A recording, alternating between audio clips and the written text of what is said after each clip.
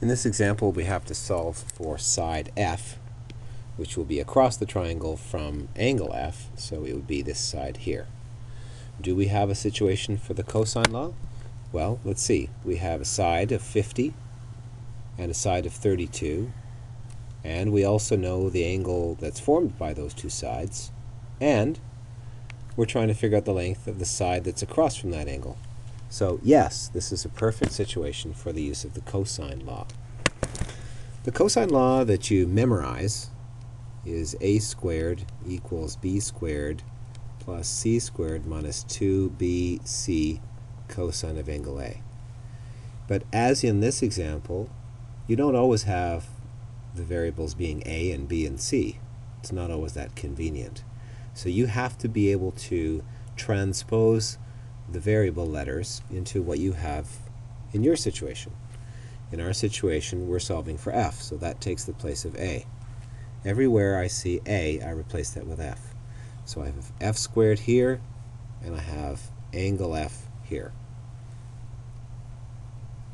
The two sides, in this case, are d and e, small letters for sides.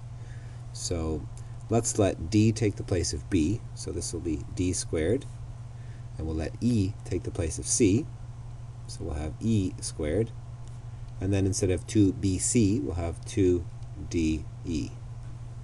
So the pattern is pretty simple, really. Whatever you put here, you put here, and whatever you put here, you put here, and whatever this small letter is here for a side, you have the capital letter for the angle across from that here.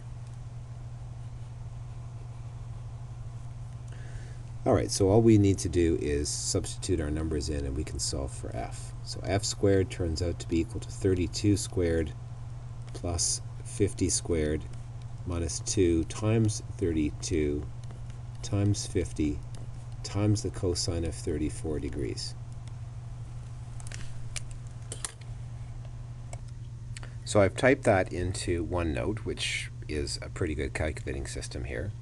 Notice that I've put stars or asterisks for multiplication. I used shift 6 or the caret symbol for squaring. And if you press spacebar equals spacebar, it gives you the answer. I'll need to do the square root of that still. So let's take a copy of that number. And on the next line, sqrt is the command for square root. And just paste that in and equals spacebar equals, and I get my answer. So little f is approximately 29.5.